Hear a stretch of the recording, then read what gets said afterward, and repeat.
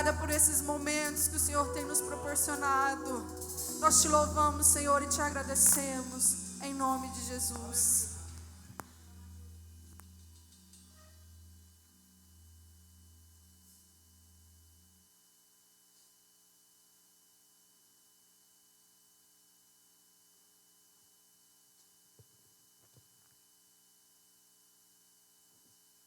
Meus irmãos, abra a Bíblia dos irmãos, Mateus capítulo de número 27.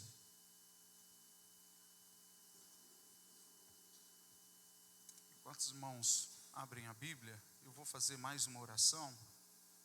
E logo após essa oração, quero pedir para os obreiros já retirar as ofertas dos irmãos assentados mesmo, sem a música. Mas enquanto os irmãos abrem a Bíblia após a oração, nós estamos do número reduzido. Aí os obreiros podem já recolher a sua oferta, recolher o seu dízimo. Nós vamos abençoar a obra do Senhor. Mateus capítulo de número 27. Deus e Pai, nós louvamos a Ti, te agradecemos. Tão rica e grande oportunidade o Senhor nos dá de vir à Tua casa nessa manhã. Já te louvamos, Senhor, já te engrandecemos, pois o Senhor é digno de toda adoração. Quero pedir a Ti a Tua bênção sobre os Teus filhos, que são dizimistas, que são ofertantes na Tua casa, que são mantenedores da Tua obra. Abençoa eles, Senhor, visita o celeiro dos Teus servos, visita a casa dos Teus filhos, Senhor, visita, Senhor, e traz, Senhor, a Tua providência sobre a casa dos Teus servos. Não deixa faltar, multiplica, para que Teu nome seja glorificado em todo o tempo e em todas as coisas. No nome de Jesus, amém. Os irmãos podem recolher as ofertas dos irmãos, os dízimos dos irmãos. Enquanto os irmãos recolhem, irmãos, deixa eu começar a fazer a introdução aqui do que nós vamos falar nessa manhã junto com os irmãos. É culto de Santa Ceia, e por ser um culto de Santa Ceia, nós estamos aí há 2 meses, como eu disse, participando daquela ceia não presencial. E por ser a nossa primeira ceia presencial, eu, falando com o Senhor, vim ao Monte da Crucificação. E os irmãos perceberam que meu iPad está ali, né, na cadeira, eu estou só com a Bíblia. Nós vamos fazer um sermão textual, vamos ler o texto, meditar no texto junto com os irmãos. A palavra da cruz, a passagem do Calvário, ela não precisa de enfeites, não precisa aumentar uma vírgula do que está escrito aqui. A gente como pregador, e às vezes eu faço isso também, irmãos, porque a gente que é pregador, a gente aprende a tentar alguns artifícios para prender a atenção dos irmãos. Então a gente às vezes tenta, né, dar aquelas voltas na mensagem, o Laerte sabe disso, e às vezes tenta dar aquelas voltas para prender a atenção dos irmãos, para que no final a gente imprima uma ideia, imprima uma verdade bíblica na mente dos irmãos. Mas a palavra da cruz é um texto que não necessita que a gente dê volta, não necessita que a gente faça ou imprima nada que não esteja no texto, a não ser algumas informações que são verdadeiras, são verídicas, são histórias que não são cogitações, mas que são verídicas para esse acontecimento. A cruz basta. O sacrifício de Cristo, cada passo de Cristo na direção da cruz, basta. O crente que não se move, não se mexe, o crente que ele não é tocado pela passagem da cruz, é um crente não convertido. Ele pode crer, mas na verdade os caminhos e a mente dele nunca se converteram a Cristo de verdade. Qualquer pessoa salva em Cristo, que por um segundo meditar no Getsemane,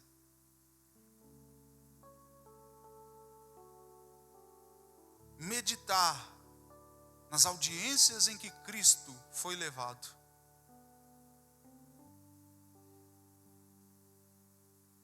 muitas acusações falsas foram colocadas contra ele. E se não bastasse acusações falsas contra Cristo, para poder trazer valor a essas acusações, os principais dos judeus conseguiram testemunhas dos crimes dele.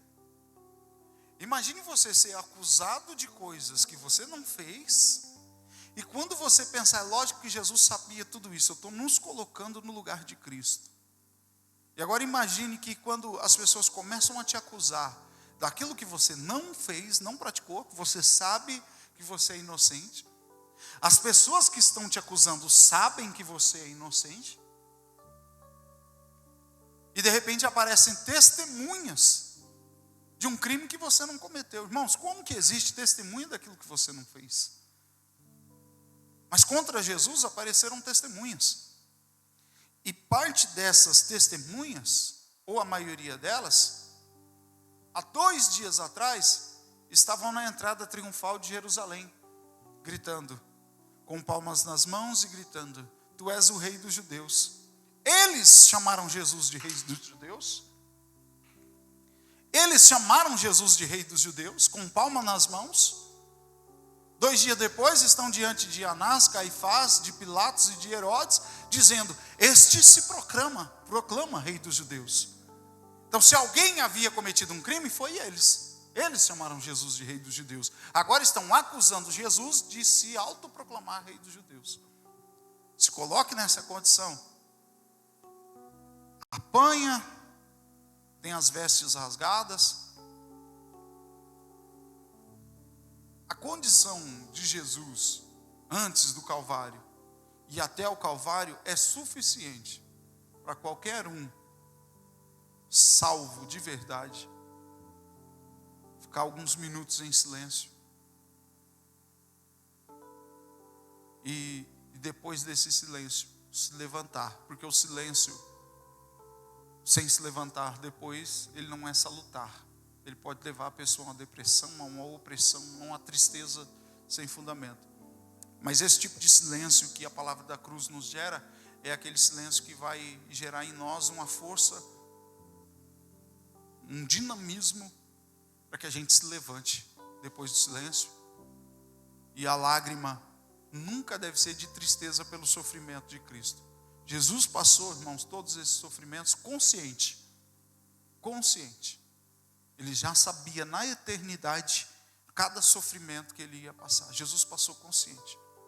Jamais veja a cruz do Calvário como uma derrota de Cristo. A cruz do Calvário é a maior vitória dele. A maior vitória de Cristo é a cruz. Porque ele teve que se humilhar.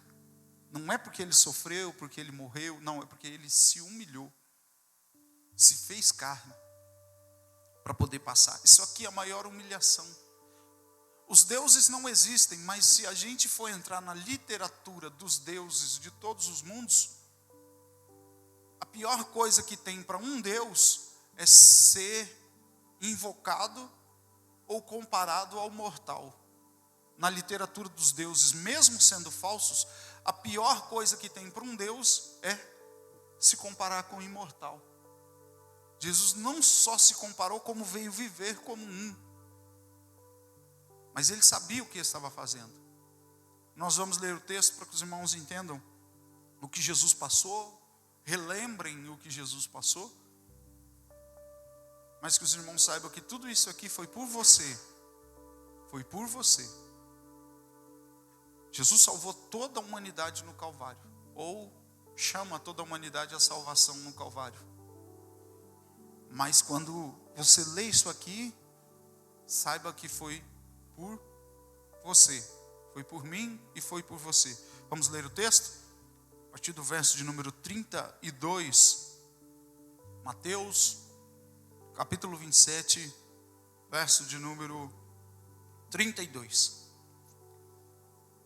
E quando saíam,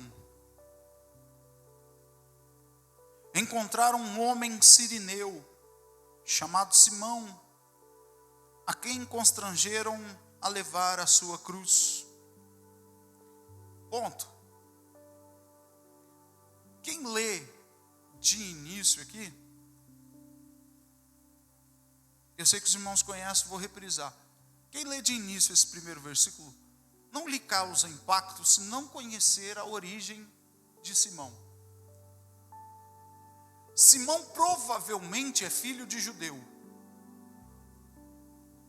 Por causa da festa, a mesma que Jesus vem entrando em Jerusalém para celebrar a festa da Páscoa.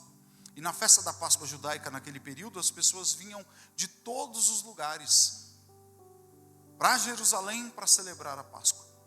Muitos desses judeus eram filhos de judeus que moravam em outras regiões, mas muitos desses judeus convertidos ao judaísmo não eram de origem de Abraão.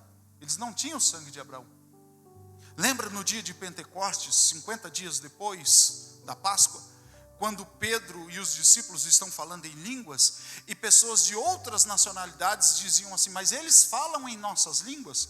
Há 2 momentos no batismo ali de Pentecostes. Num primeiro eles falavam línguas como que de fogo. Isso causou um alvoroço. E no segundo momento vocês percebem eles falando línguas que eram semelhantes às das outras nacionalidades. E homens judeus de religião, mas que não eram judeus de nacionalidade, que estavam na região de Jerusalém para as festas, ouviam eles falar na sua própria língua. É o caso de Simão. Por que eu digo que ele era filho já de judeus? Por causa do nome. O nome é um nome em judaico. Simão tem origem judaica. Mas a Bíblia afirma que ele era sirineu, ou seja, ele era da região de Cirene. Cirene era uma região na África setentrional. Com certeza, Simão era negro. Porque tinha origem africana. E por causa da sua religião e da religião dos seus pais, ele desceu até Jerusalém para comemorar as festas. Mas os soldados romanos, quando viram na multidão, e que Jesus já tinha saído, já estava na via direita, a caminho do Gólgota. O patíbulo de Jesus já estava nas costas. Eu disse que não precisa enfeitar, mas essa informação é importante. O patíbulo, irmãos, era só a haste horizontal da cruz. Era impossível carregar a cruz inteira. Os romanos fixavam a parte vertical da cruz com no máximo 2,5 metros de altura. A parte vertical da cruz já era fixa no lugar.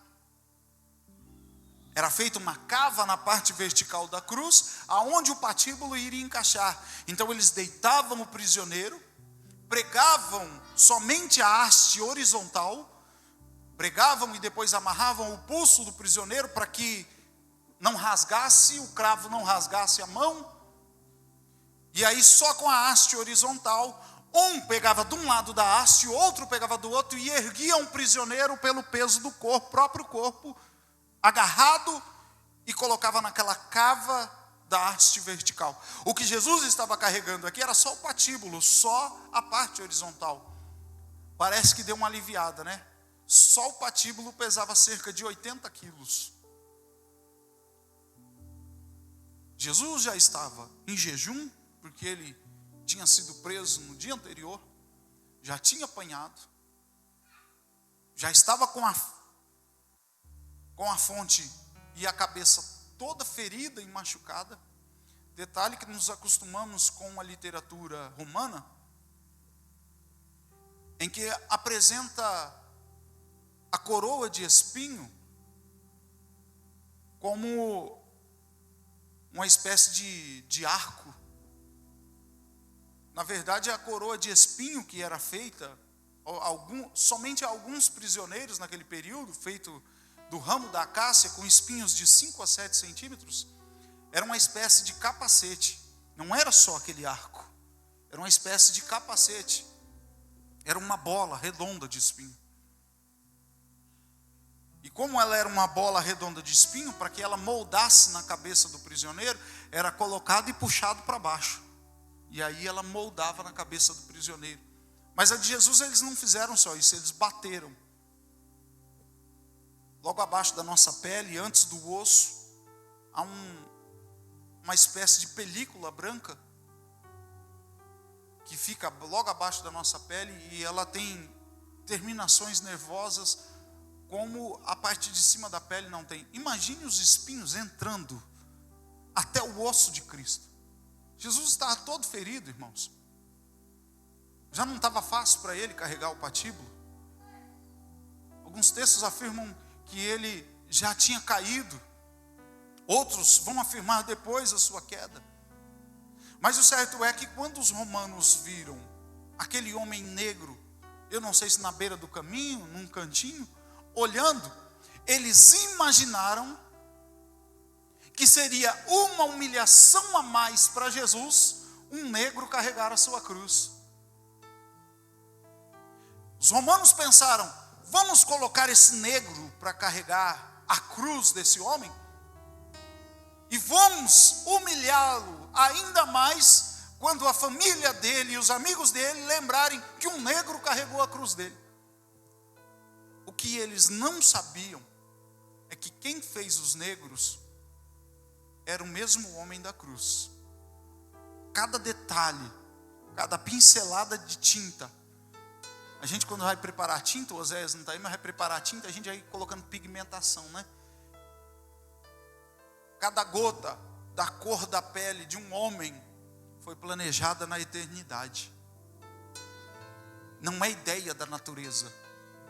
Um homem mais moreno, mais negro, e existem alguns que são negros, negros mesmo, não é obra do acaso, não é obra da natureza. É obra do próprio Criador que estava carregando a cruz. Quando eles pensam que vão humilhar Jesus, Jesus está nos trazendo uma ideia que às vezes a gente esquece. Quando o negro está carregando a cruz de Cristo, Cristo está colocando assim, ó, eles participam da cruz como até vocês que são judeus. Eles não entenderam a mensagem de Jesus, eles estão olhando e imaginando, Jesus está sendo humilhado por um negro carregar a cruz. Jesus está dizendo assim, um negro me ajuda a carregar a cruz, porque também há salvação para eles, porque eles são tão importantes para mim como os descendentes de Abraão.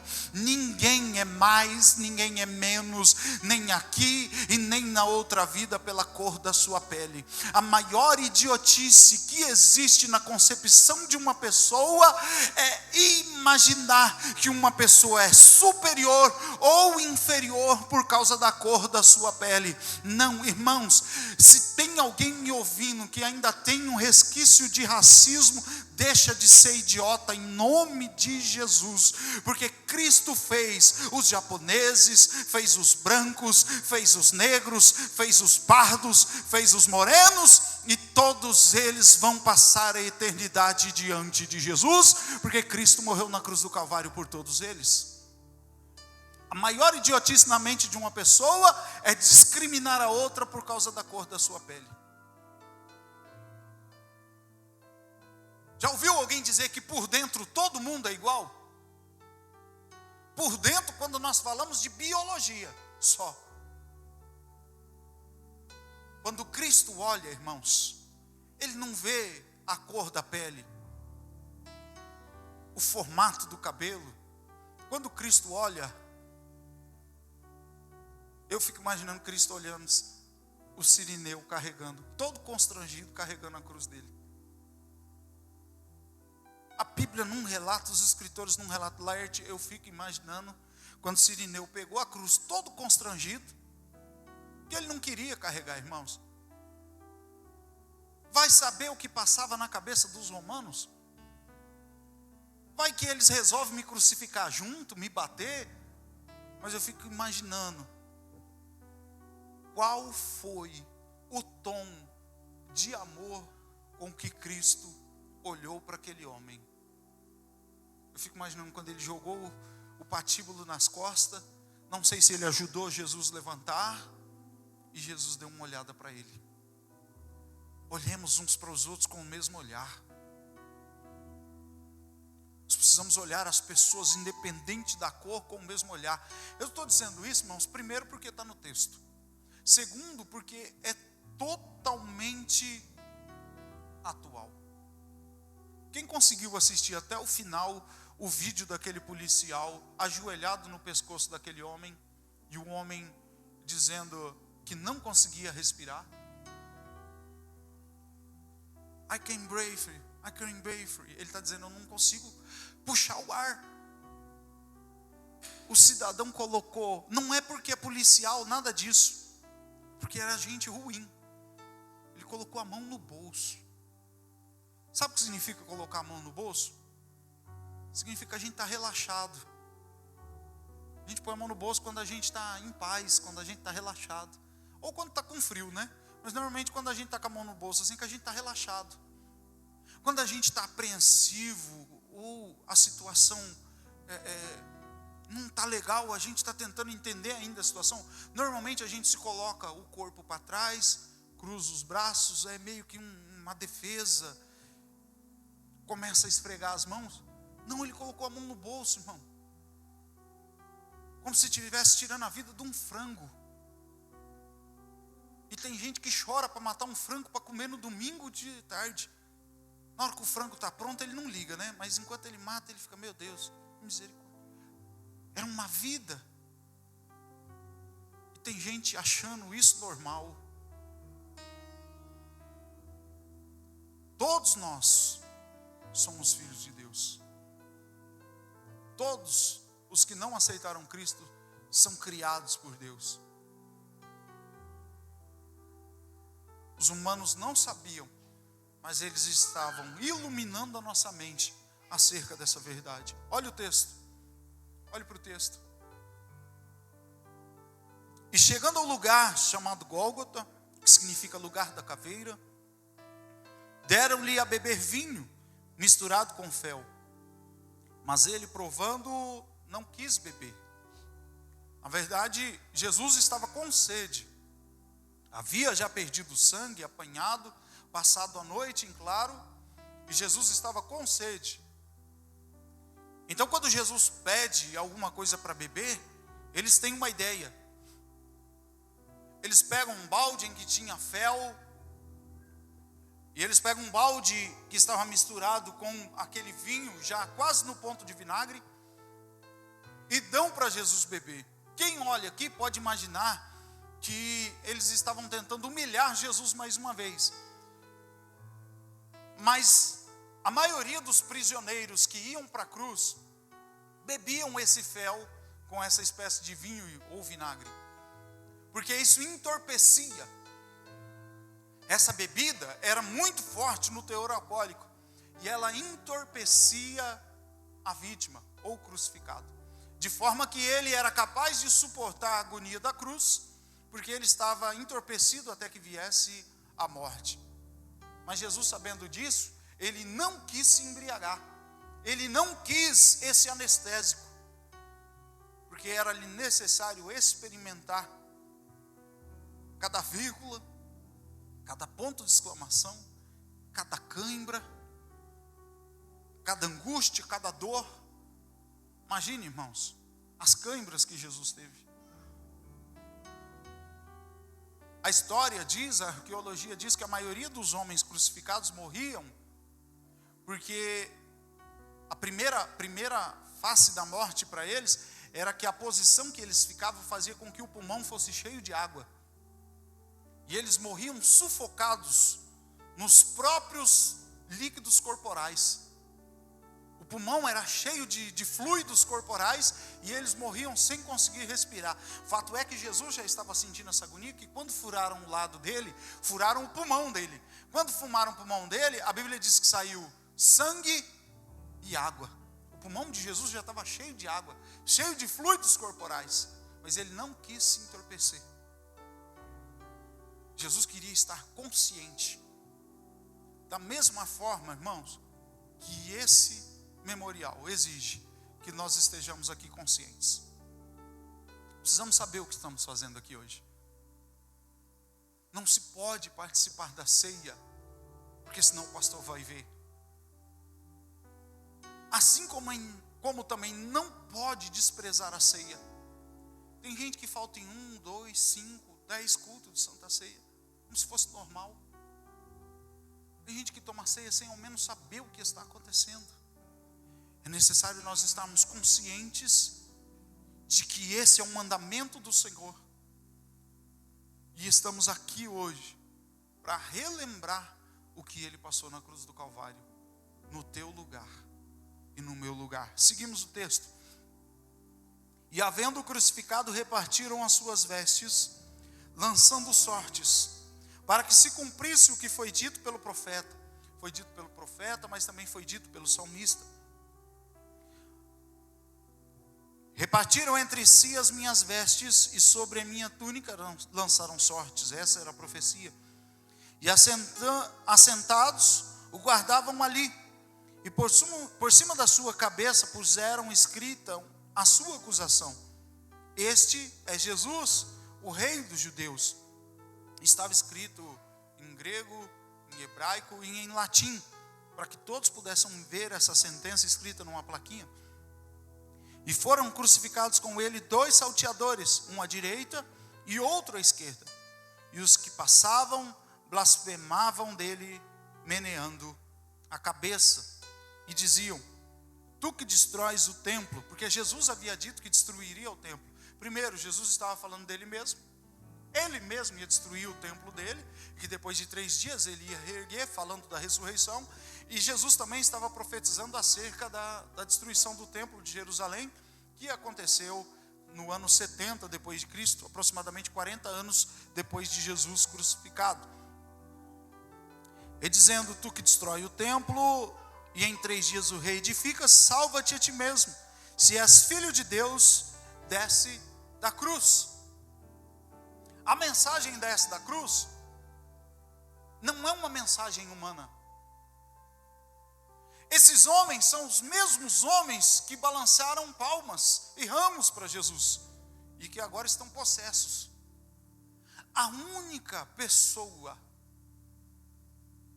que não vê o valor da cruz é o indouto, é o incauto. O incauto, ele pode imaginar: Jesus passou tudo isso, precisava de tudo isso, precisava Jesus ter ido na cruz, ele não podia ter salvo, ter chama, nos lavado, não precisava da cruz. O indouto, o incauto, aquele que não tem entendimento, que não sabe o valor do sacrifício, que não sabe como as coisas funcionavam, o que Deus profetizou, como Ele preparou toda a história, como Cristo está cumprindo à risca tudo que estava na Bíblia. Perceba que um pouquinho antes ele fala que as vestes foram rasgadas, porque estava profetizado tudo, irmãos, toda vertente, todo caminho, cada curva, o lugar onde Jesus nasceu, da família que ele nasceu, como ele cresceu, o começo do seu ministério, a sua morte, a sua ressurreição, tudo isso estava programado e profetizado no Antigo Testamento. Jesus está cumprindo à risca o que o Pai lhe havia imposto, ordenado na eternidade e revelado aos profetas. Quem não entende isso se escandaliza com a cruz. Então, a pessoa que se escandaliza com a cruz ou que deseja Cristo é o indouto. Todavia, eu abro uma vírgula. Aquele que está possesso de demônios como esses homens, podem dizer para Jesus: desce da cruz. Porque quando a gente fala de sofrimento, de angústia, a gente pode imaginar o seguinte: quanta coisa ruim, não é?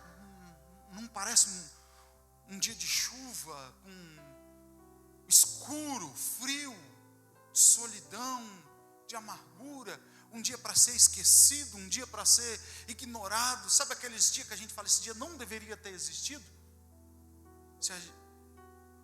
Mas tudo isso para o indouto e para quem está sendo derrotado por esse dia: Satanás. Tem gente que já vi pregador pregando, irmãos, e dizendo que quando Jesus morreu, os demônios fizeram uma festa no inferno e começaram a gritar: acabamos com Jesus, vencemos, acabando com Jesus. Não, irmão, Satanás sabia que se Jesus fosse até o final, ele estava perdido. Na verdade, ele já estava perdido, mas ele teria uma outra derrota ainda maior do que a expulsão dele. Desde o nascimento ele está tentando impedir o ministério de Jesus, e ele sabe que o ministério de Jesus culmina na cruz, não como derrota, mas como vitória.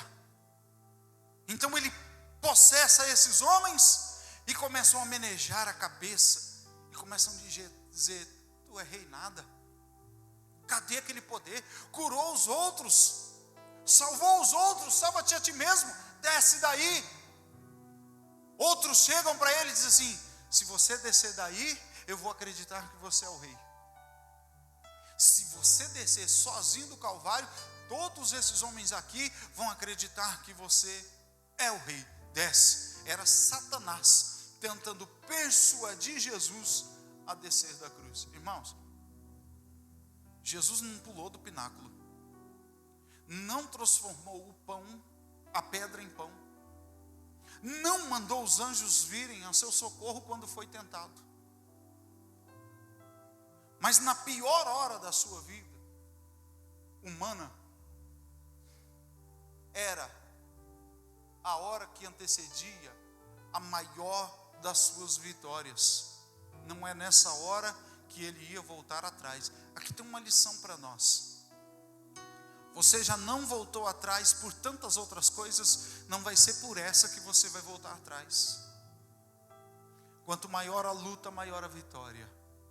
Quanto maior a decepção, maior é a esperança de dias melhores e de que coisas grandes o Senhor tem para fazer na nossa vida. Quem olha a cruz não imagina a ressurreição. Quem olha a ressurreição e olha a cruz, vê a grandiosidade da ressurreição depois da cruz. A cruz não é a derrota de Cristo. A cruz é a preparação para a sua maior vitória. Porque depois que ele passa todas essas coisas na cruz, o túmulo não suporta sustentá-lo. A morte não pode vencê-lo. Ele ressurge e está vivo eternamente. Por isso nós estamos aqui. Mas imagina se Jesus desce da cruz e começa com o seu poder vencer todos os seus inimigos. Depois que ele vencesse aqueles inimigos, o Pai ia olhar para ele e dizer: não foi assim que nós planejamos. Então suporta,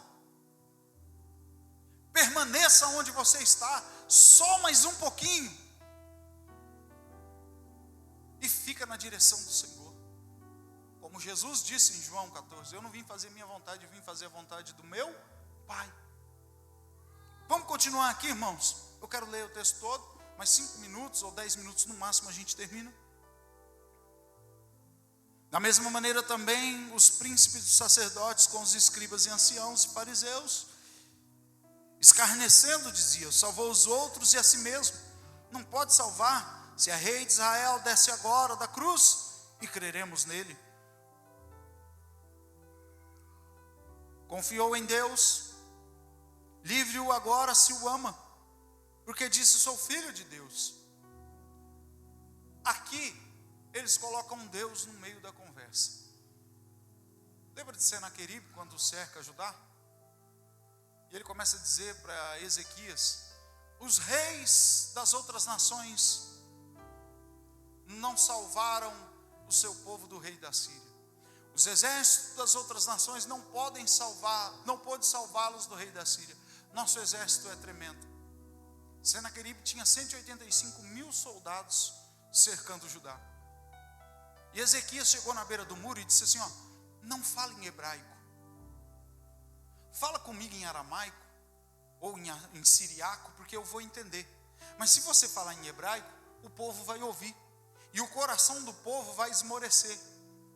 Então não fala em hebraico, fala comigo em siriaco e a gente conversa. Mas Senaqueribe continuava gritando em aramaico: vai morrer todo mundo.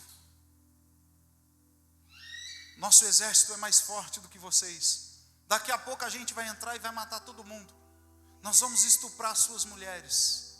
Nós vamos despedaçar as suas crianças. Nós vamos isso, nós vamos aquilo. E o rei está ali ouvindo tudo isso. E eles estão falando. Aí de repente Senaqueribe disse assim: ó, os deuses das outras nações não puderam livrá-los. Está pensando que o seu Deus vai poder te livrar? Aí Ezequias olhou assim e falou: agora você espera aí um pouquinho. Até agora o negócio era com a gente. Agora você colocou Deus no negócio.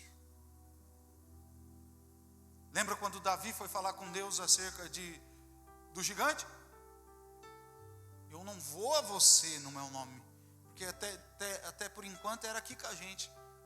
Quando Sansão colocou Deus no negócio, aí Davi falou: Senhor, agora foi a mesma coisa que eles fizeram.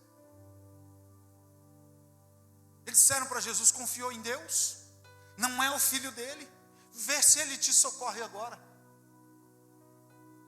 Voltando para Senaqueribe, Ezequias desceu do muro, se fechou no quarto, escreveu cartas para Deus, e numa delas ele disse: Senhor, é o teu nome. O meu nome vai passar. O meu reinado pode ser esquecido. Mas é o teu nome. A Bíblia diz que naquela noite, Deus mandou um anjo. E quando Senaqueribe acordou de manhã, e Deus poupou a vida dele. Quando Senaqueribe acordou de manhã, havia 185.000 soldados assírios mortos. Deus podia ter mandado um anjo, matado todos aqueles homens, deixado somente os discípulos e aqueles que ainda criam em Cristo,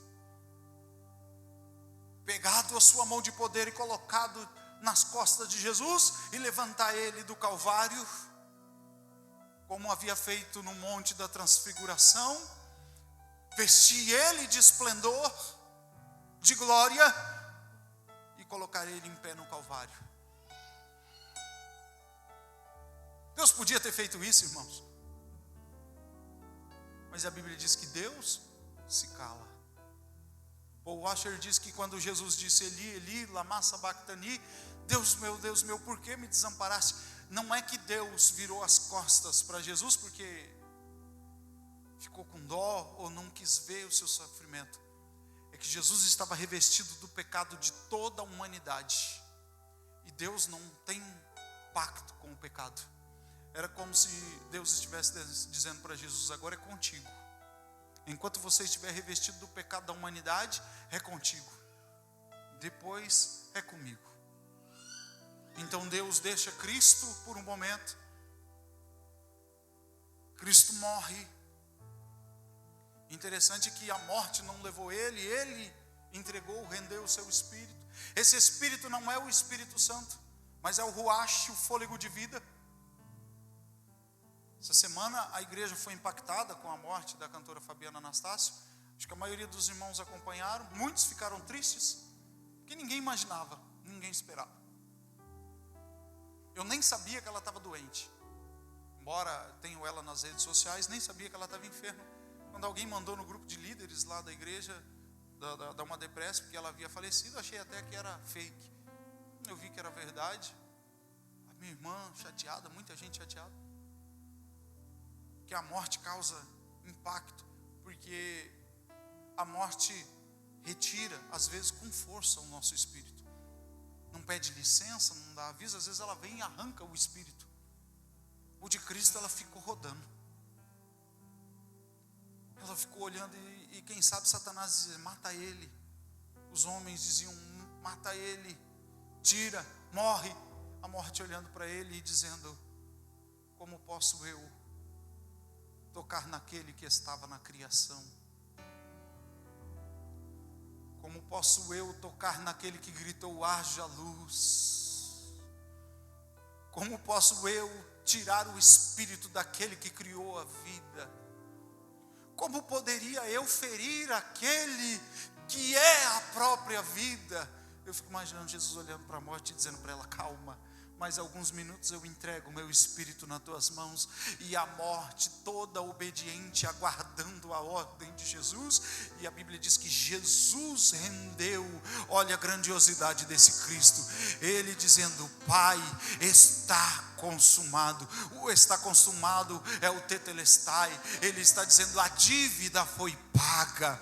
Já não há mais peso sobre a vida da igreja. Eu paguei o preço do pecado daqueles que eu chamei. Eu perdoei os seus pecados, eu perdoei as suas dívidas, né? Pecadinho ou pecadão, grande ou pequeno, em mim, se vocês permanecerem em mim, eu perdoo todos os seus pecados. Lá no meu brado de vitória na cruz do Calvário, está consumado. Pai, em tuas mãos. Ele está dizendo para a morte: morte, eu disse para você, mas não tem condição de eu entregar nas tuas mãos o meu espírito. Você não pode com o meu espírito. Volta para o teu lugar. E ele diz: Pai, em tuas mãos eu entrego o meu espírito. Jesus pega aquele espírito de vida, o ruach, e entrega nas mãos do Deus Todo-Poderoso e morre. A Bíblia diz que o sol se escureceu. Imagine o maior astro do nosso sistema solar, da nossa galáxia. Era como se o sol, Laerte, hein, Tiago? Era como se o sol dissesse assim: se ele não vai brilhar hoje, quem sou eu para brilhar?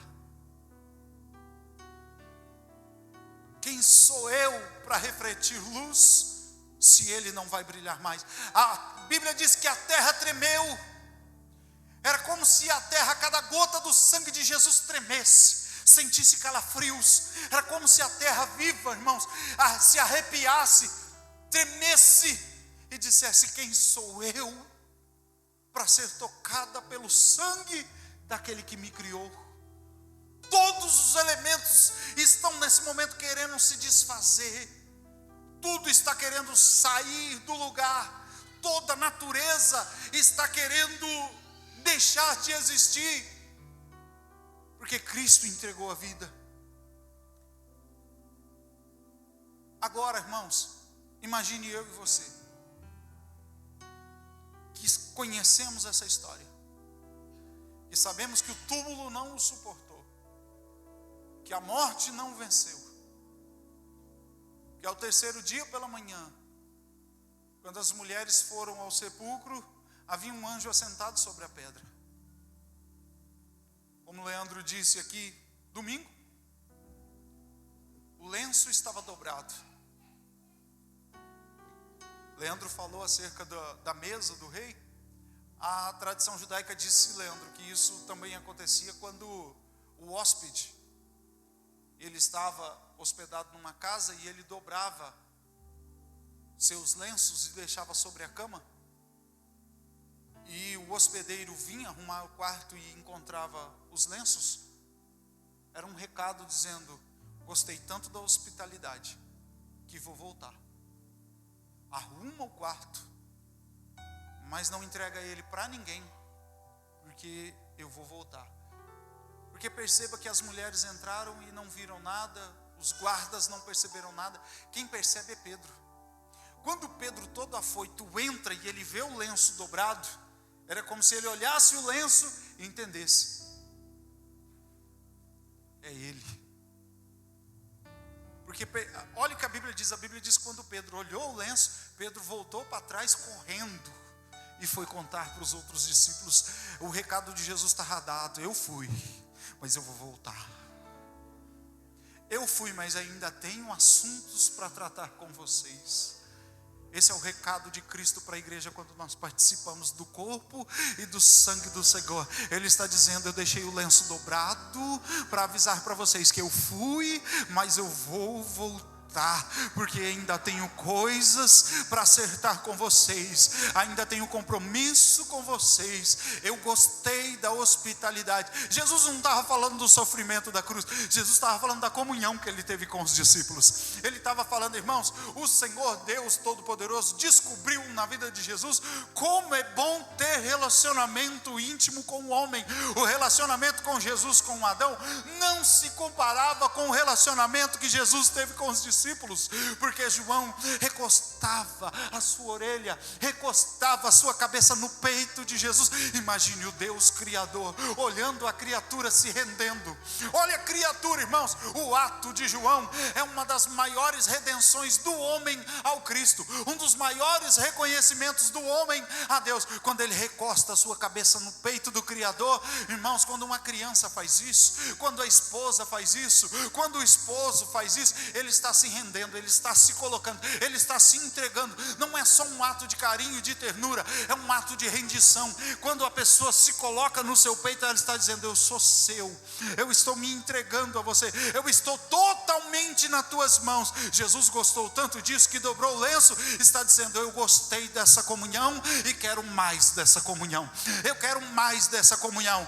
Foi nos instituído essa ceia para que nós recostássemos a nossa cabeça no peito de Jesus mais uma vez, conscientes do que ele fez na cruz do Calvário, e dizendo: obrigado, Jesus, obrigado, Jesus, eu te dou graça, Jesus, Eu te dou graças porque o Senhor não abandonou o patíbulo.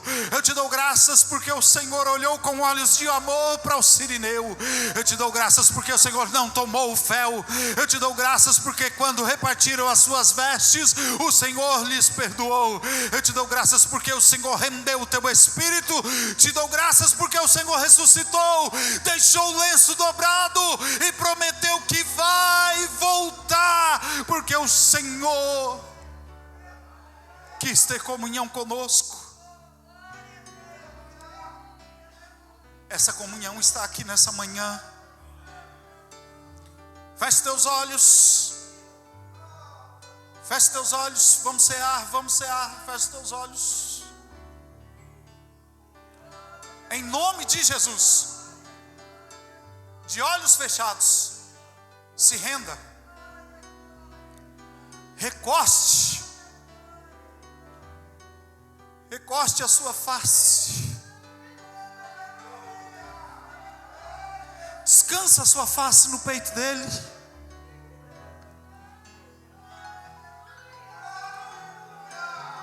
Espírito do Senhor.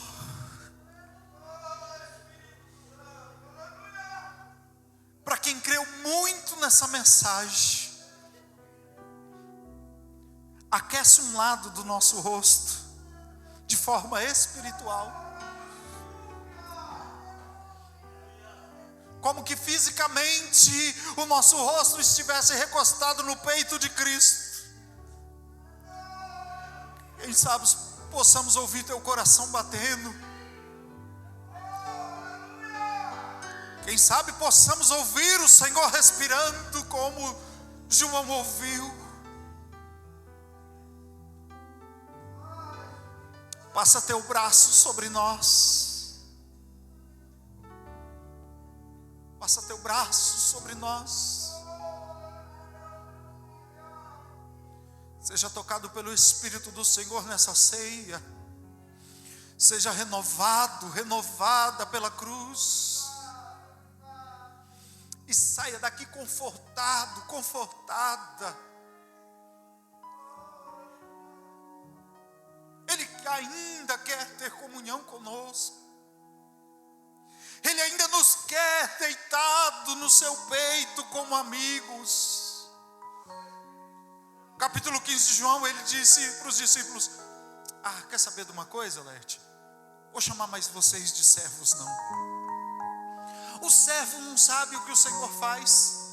O servo não sabe para onde o Senhor vai quando o Senhor vem. Eu vou chamar vocês de amigos. Só os amigos de Jesus fiquem em pé em nome de Jesus comigo. Arruma um microfone para o pastor Cícero, por favor. Vamos orar pelo pão.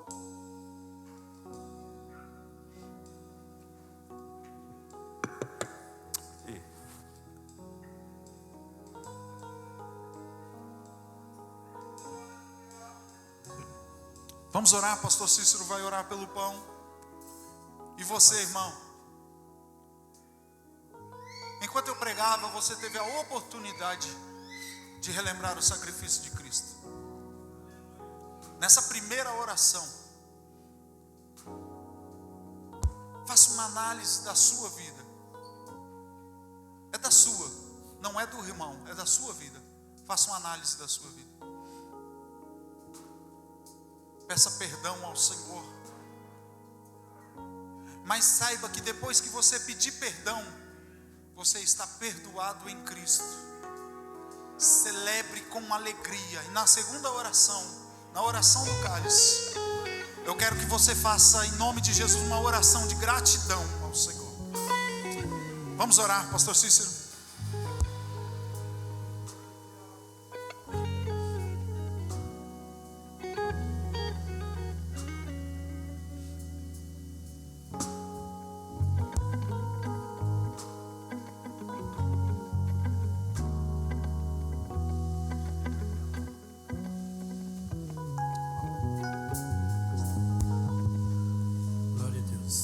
Altíssimo Deus e poderoso Pai, aqui estamos, Senhor, na tua casa, na tua presença, Senhor, pela tua misericórdia. para te dar graça, Senhor, por todos os benefícios que o Senhor tem nos feito, para relembrar, Senhor, mais uma vez o amor que o Senhor teve por nós na cruz do Calvário. E agora estamos aqui, Senhor, pedindo que abençoa, Senhor, este pão que simboliza o seu corpo. Põe as tuas mãos de poder e graça, nos fortalecendo na tua presença, pela graça do teu Espírito Santo. Assim nós te pedimos, Senhor, te louvamos, te agradecemos, Pai, em nome de Jesus Cristo. Amém. Disse Jesus: tomai e comei, esse é o meu corpo que é partido por vós.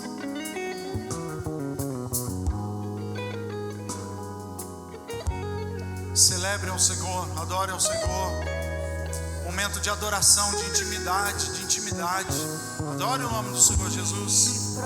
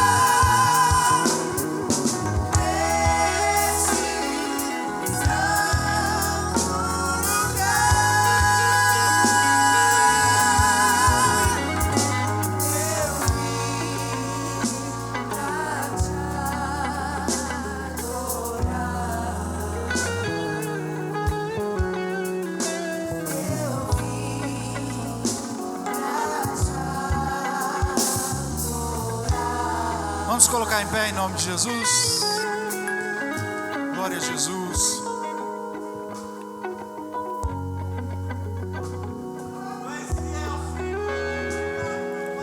Aleluia. Deus Santo, te louvamos, te adoramos, te exaltamos. Honras, glórias, louvores, adoração, glória ao teu nome, Senhor, em gratidão. Celebramos o teu corpo e agora vamos celebrar o teu cálice. Esse cálice agora simboliza o teu sangue vertido no Calvário. Teu sangue que nos libertou, nos deu autoridade, nos deu poder,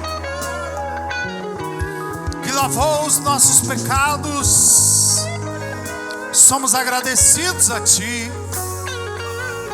Enche a Tua igreja de poder, enche a Tua igreja de autoridade, de renovo. Enche-nos com Teu Espírito Santo, enquanto participamos desse cálice. E recebe a nossa gratidão, em nome de Jesus. Disse Jesus: tomai e beber, esse cálice é o novo testamento no meu sangue. Fazei isso todas as vezes que beberdes, em memória de mim.